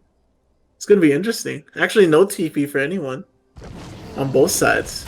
So it looks like Pantheon might be wanting to win this top lane as soon as he can to keep the Nasus from getting all these stacks up. So Pantheon's just gonna be a lane bully in the top. Hopefully, the Olaf can start hanging out more tops and help Nasus get back into the game, because he's just gonna get bullied out from this farm.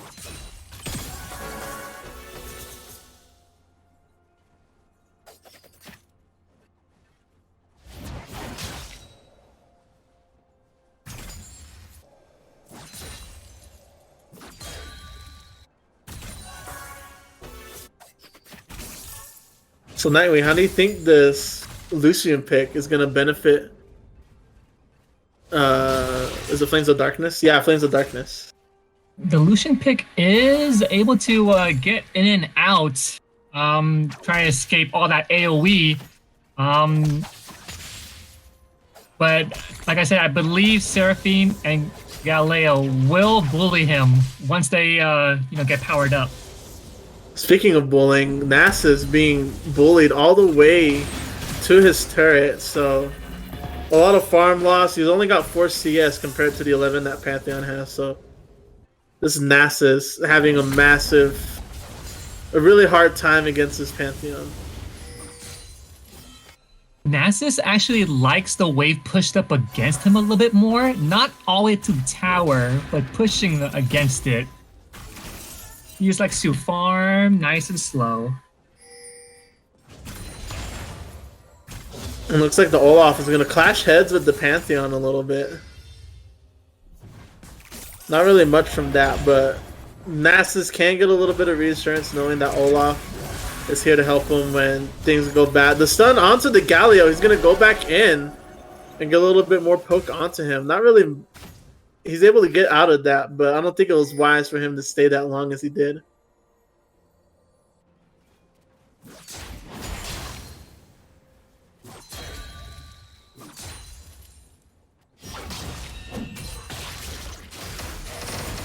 The W, the all-in from the Pantheon forces the Nasus out, so... Waiting on the farm a little bit more, but doesn't matter. Meanwhile, on the bot lane... Nasus is... Oh, he's just trying to get a reaction from Pantheon here. I'm like, don't go back! Go back in! We got the minions, so everything's fine. He is catching up on CS. Meanwhile, on the bot lane, the CS difference between the Seraphine and the Lucian is... It's okay for now, but it needs to be kept in check. Make sure this, because if this Lucian gets more CS than the Seraphine, gets his item first, then that could flip the tides of a whole team fight.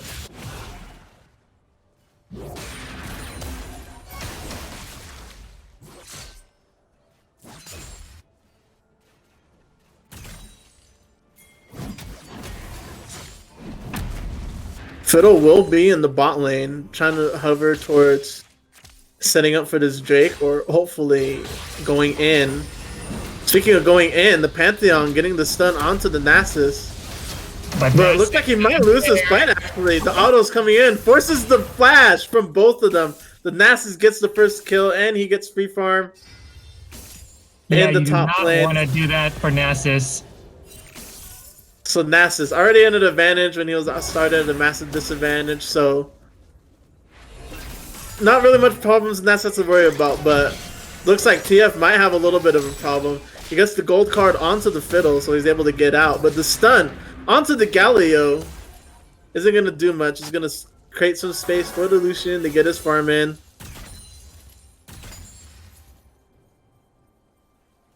Hopefully he can get this cannon minion and go back. Both of them are 4, but their Morgana is low on mana, so not really much they could do against the Seraphine and Galileo. Well, the Seraphine doesn't have any mana.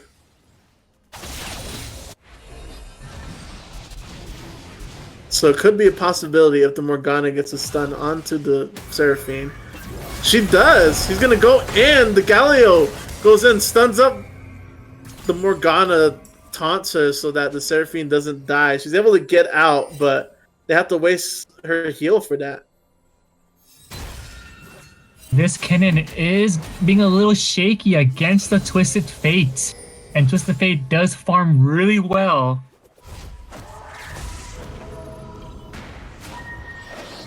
Yeah, it looks like every single lane is resetting, so right now it's just a race to hit 6 for the bot lane and for the junglers. Fiddle, the lowest, actually 3 members have level 4 on the side of in steel, so the game plan right now is to get back in, get these farms back up, hit level 6 around the same time the other team does. The TF does have level 6 first, along with the NASA, so TF can already start looking for a bottom gank if it really wanted to. The Kennen gets his ult, forces the flash out.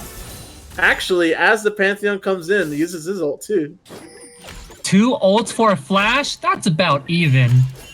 I'd say that's pretty about even. Looks like they might be going for this. They're going to start setting up for Dragon, it seems like. The longer you leave Nasus alone, the bigger he's going to get. We'll see the Galileo going in. The TF TPing into Tribush. They're able to stun up the Galileo. He's going to flash and die for that.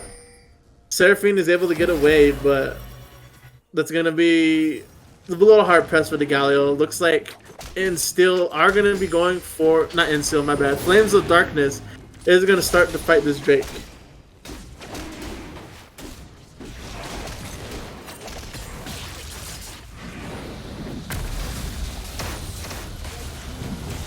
Fiddlesticks is a little bit behind. He hasn't hit level 6 yet, so he's not able to go in on any of the team fights very well.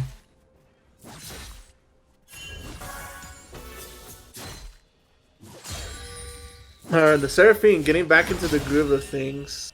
Hitting level 5. Hopefully level 6 soon, but she has to recall. Get that mana back, because the Seraphine with no mana is just a death sentence at that point. So it looks like Flames of Darkness' priority right now is to make sure this Nasus doesn't get too much damage onto him. He's doing a lot of damage to the Pantheon though. A big old bonk onto the head to secure the kill. Nasus up 2-0 and a 10 CS difference. Not just the CS, but he's at over 150 on his Q. That's gonna hurt. It's gonna do massive damage, especially with the big old bonk. And Flames of Darkness, they do have a 2k, make that 3k gold lead ahead of Instill, so doing pretty good. Nasus getting his boots ready. Actually, never mind. He's gonna start building his first item. He really needs that. He's gonna go for that Triforce. Yeah, he's going for the Triforce, getting that massive advantage against the Pantheon, who honestly should have caused a lot of trouble for this Nasus, especially with how much of a lane bully Pantheon is usually.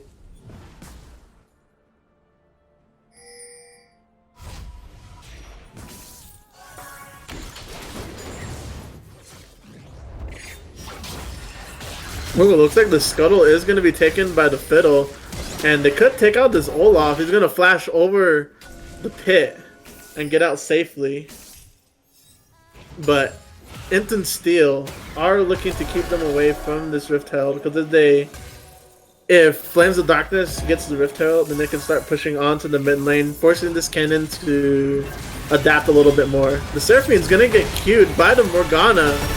Galileo comes in, the same comes in, gets both of the charms, but Galileo is gonna fall because he was stunned for so long. Seraphine ran after, and both of those kills each of those kills going to the respective lanes, respective roles.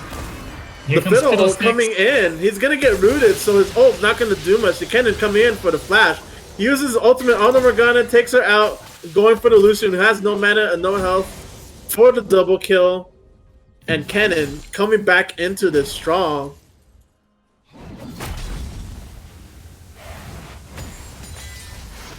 Yeah, the gold was given to Kennen. The kill was given to Kennen by Fiddlesticks. You saw Fiddlesticks was just backing off, letting Kennen grab that gold so he can start powering up and be that force to be reckoned with, like in game 1. CS, 69 CS. It's a little bit under the 84 that the TF has, so this TF has been doing a lot of poking and prodding at the cannon so he doesn't get the value that he needs to with all this CS and get the items he needs faster. So it looks like Galio might be wanting to get this Morgana. It wouldn't be wise to, but it is an option. Not a good one, but it is an option. This Fiddlesticks should be going up top and trying to contain this Nasus. Nasus is at over 200 on his Q, and it's just going to keep on going up from there. See the Galio going in onto the top here.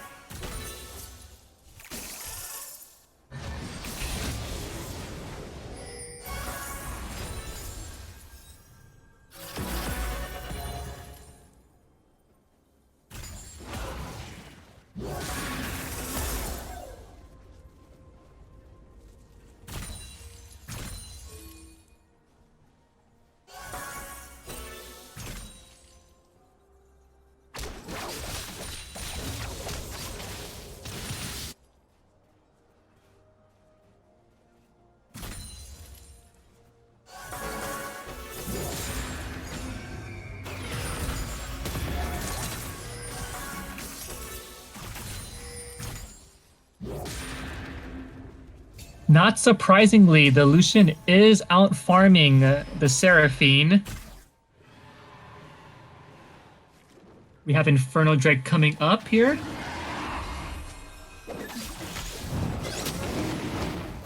Alright, the TF ult comes in so he can get to the fight faster.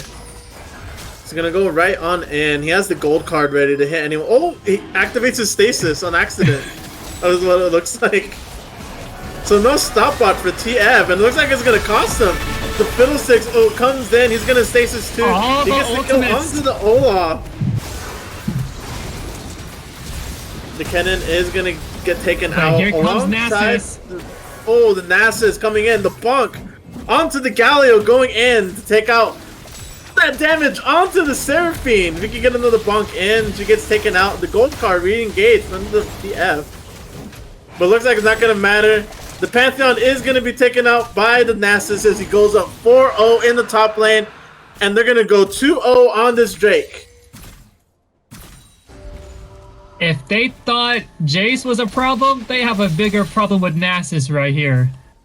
Especially with how fed this Nasus has been. Like you said, right now he has 276 stacks on his Q. Massive. Did you see all the damage he did on the Seraphine with just by bonking her? And it was at that moment that they knew that they shouldn't be near Dragon. This is the instant absolute warning sign. Like, oh no, this Nasus.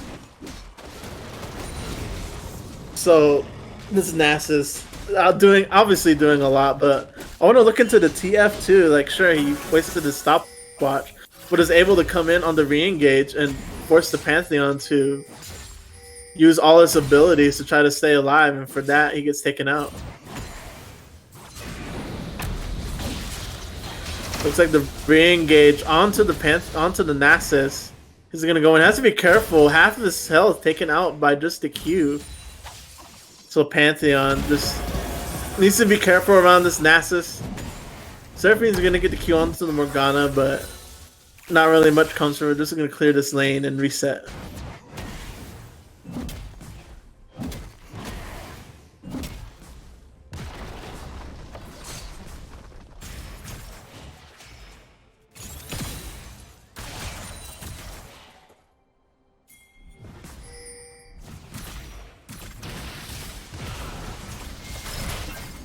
And the Kennen coming in, forcing out the dual bot lane from his mid lane turret. The Nasus is gonna get teamed on by the Fiddlesticks ult. He's gonna go back in. He might kill the Fiddle, but no! The stasis comes in just in time for the Fiddle, and the Pantheon gets the shutdown goal onto the Nasus. That's gonna be huge for these upcoming fights. Meanwhile, fights, Kennen comes in with his ult. The Galileo comes in. Hopefully to taunt someone. He's gonna get taken out by the Lucian, thankfully to the Morgana ult. The gold card comes in onto the Seraphine. Lucian comes in, flashes, he gets stunned up. He's gonna die to turret, but he gets the kill onto the Seraphine. Both Kennen and Twisted Fate have to fall back.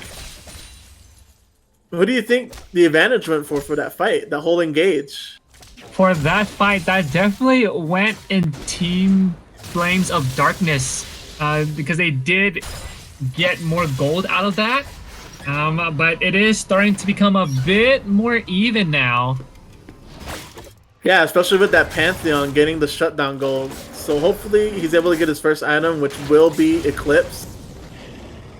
Would you mind explaining what Eclipse does and why it gives him the advantage? Eclipse on which character? On Pantheon. Pantheon is a fighter. He does get his, his shield bashes and his spears in. So those prolonged fights, that's just gonna benefit him more so than others against Nasus particularly. Speaking of benefiting, the first tower is gonna go to the side of and Steel. Well, not my bad. Flames of Darkness. So a little bit more gold for the Kennen, as he's able to get Hextech belt too. So he's able to be more mobile in these upcoming fights. With the Lucian, he has Kraken Slayers, so if he's able to do a lot of damage, especially to the Seraphine or to the Kennen, then that could also flip the fight in the favor of Flames of Darkness. Kraken Slayer makes sense on Lucian because his passive Light Slinger allows him to fire 2 bolts.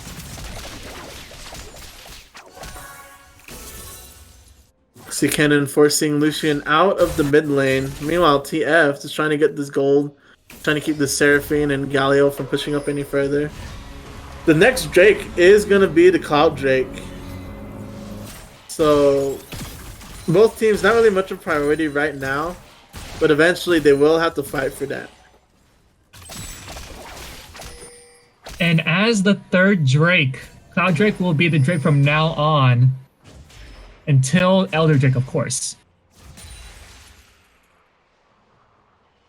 And for the people who don't know, can you explain what Cloud Drake does for the team? Yeah, Cloud Drake is one of the player's favorites Drakes because it reduces the cooldown on your ultimates. And it looks like they are going to start fighting for this Cloud Drake. Start it up, get it out of the pit. Where they have no vision of this. Fiddle might be going in with the ultimate. He is. He's going to try to slay the dragon, but he's not. He's going to die for it. The Galio ult comes in, gets the stun onto the Lucian. He's going to get taken out the gold card. Not really hitting much, but the Nash is going in, bonking the Seraphine to death. And they're going to go back onto this TF. The Galio comes in, takes out the Kennen, and the Flash to finish off the Pantheon. The Olaf getting the double kill for the side of Flames of Darkness. They got the Cloud Drake. And they are on soul point right now as they push these minions to the bottom turrets. It looks like they are wanting to go for a little bit more and extend that gold lead.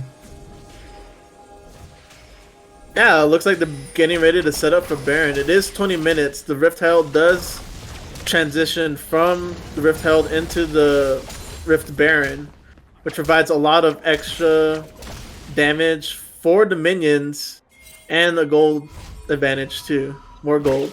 And who doesn't love more gold?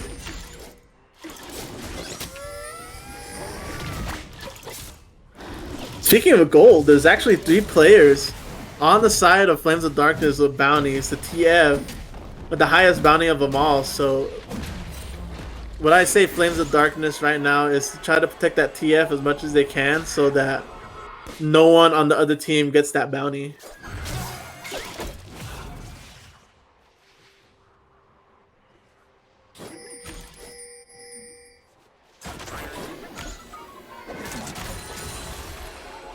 At first, I was worried about that Kennen, but now it looks like Flame of Darkness are more comfortable playing against him. Yeah, after that first game, they learned to adapt, and this Kennen hasn't really been that much of a problem the past 2 games. So if this Kennen can start farming back up and start getting kills in the team fight, then he could go back into that game 1 glory.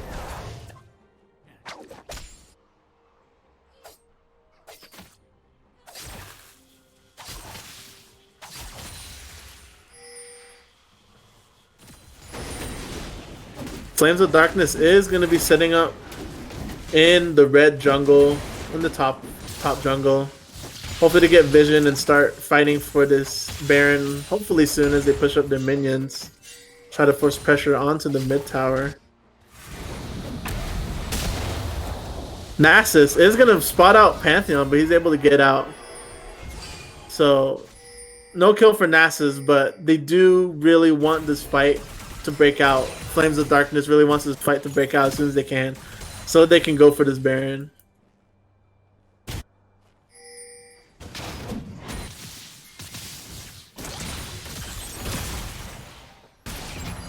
Lucian's gonna find 2. Force the Pantheon now, all that damage onto him, so he has no choice but to run.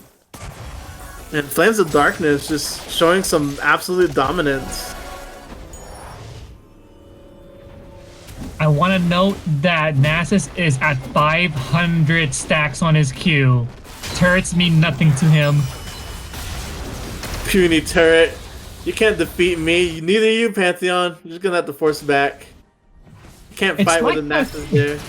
It's like the scene in Thor Ragnarok where Hulk just swings Thor around That's what Nasus is right now. He's Hulk. It could be like the other scene where in Steel they have Kennen. First game, they're like, "You can't defeat me." And Flames of Darkness is like, "I know, but he can." And it's just Nasus in the back. Oh yeah, we have a Nasus. We have a Nasus.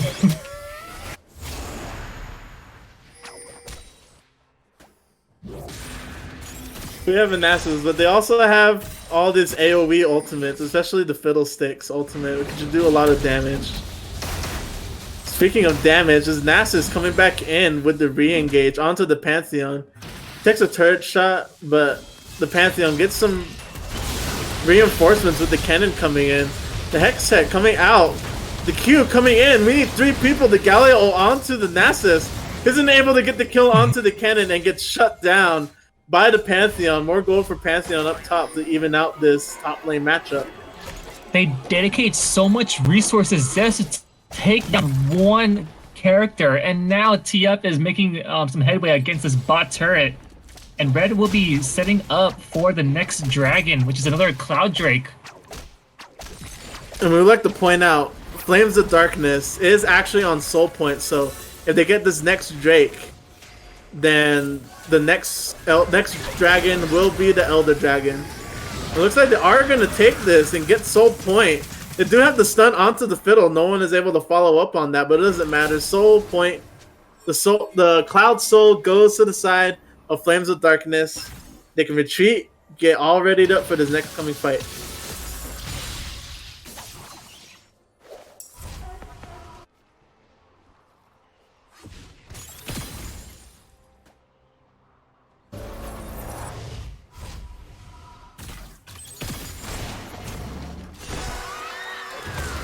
We got a party in the middle. The Fiddle coming in. The Stasis is able to come in. The Morgana dies to it. The Q comes in from the Pantheon, is able to take out the Lucian. Fiddlesticks dies, but it doesn't matter because Pantheon goes back in. Forces out the ult from the Olaf. The TF ulting to come back in. Hopefully get into their back line. Oh, TF. No, TF. Oh, he's going to be caught out. TF has to get by the Serpion to get out, but the Nasus is trying to do as much damage as he can.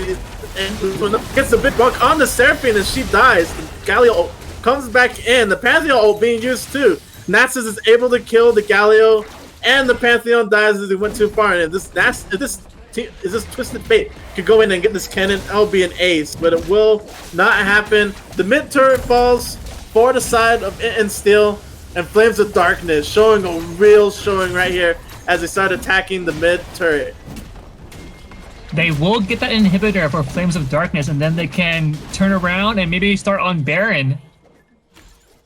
Yeah, it looks like the Lucian and the Morgana are already being set up right there, getting the Scuttle Crab, which allows them to get vision in that pit, so they don't have to worry about that. The rest of the team is going to be joining back up, so hopefully and Steel have a plan for this Baron retake. I do want to point out that none of Flames of Darkness's turrets have fallen. They have all their turrets up. This is their best game Oh, yet. wait a minute. Oh, the TF getting a little close there to dying to the Baron, but Nasus is here. He's going to help along, do a lot of damage, and they're going to take out the Baron, recall, get more items, and they can start pushing on down the mid lane, start pushing on this Nexus. Since they got the first inhibitor too. So this next fight could decide the game. How do you think Ian Steel can come back from this? Or how should they play this next fight? They're gonna have to keep on dedicating resources to that Nasus, but hopefully they can split push top and middle, because bottom is kind of a lost cause right now. That Seraphine didn't have as much pressure and presence that I thought she would, and now Lucian is just rolling with the team now, when Nasus is doing his own thing like a true god. The one god, only Nasus. He also has 3 items ready, especially with that Spirit Visage, allows him to get more healing from his Q and his autos. They're gonna go in and start attacking the Nexus turret with very little minions, but soon more will be coming as the super minions. But they don't need the super minions, actually. Lucian taking out the cannon and making it a 4v5. The Twisted Fate is going to ult. Trying to catch his fiddlesticks. He's too far away from his team.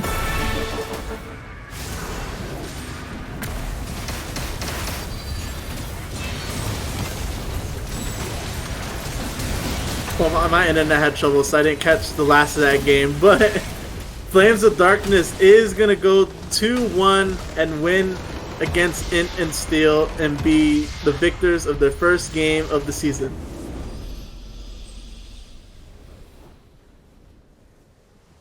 Well, everyone, I hope you enjoyed watching these games just as much as we did. That was an exciting game 3, wouldn't you say? Yeah, definitely. And if you're not a fan of Flames of Darkness, you better be a fan now after that showing. And they're actually playing on Monday.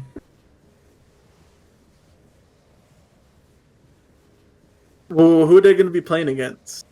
Flames of Darkness will be facing DEM on Monday. Ooh, So that's going to be DEM. pretty interesting. Both teams are 1-0 in the season, and only one of them will remain undefeated. So we'll catch you next time when we go into that, the battle for being undefeated. Yep. So Okay, this is the so- Nightwing. And do you have any closing other comments, Swan? We'd like to say we also have the Rocket League, if you're interested in that, and Overwatch. I don't know when Overwatch is going to start streaming, but the next Rocket League game will be streamed next Wednesday. It's going to be a 3-stack of 3 different games all in one day. So if you like Rocket League, come and join us for that. And if you want to play, come and join the Discord. I'm pretty sure there's a team that we can put you on, whether it be for League, for Overwatch, for Rocket League, or if enough people come in, they can get more games if we can. That's right. Thanks so much, guys, for casting. And a reminder, yes, we got League of Legends on Monday. We got Overwatch on Tuesdays. We got Rocket League on Wednesdays. If you're a Maricopa student, you've seen this, and you want to play with us, click on the Discord link below. Our rosters are full, but I can put you on the reserve, and if anything comes open, we can sub you in. So join us if you're interested, and you all have a good night. Thank you so much for watching, and thank you so much, Nightwing and Swan, for casting tonight. Really appreciate it. All right. Take care, everyone. Have a good night. Stay hydrated.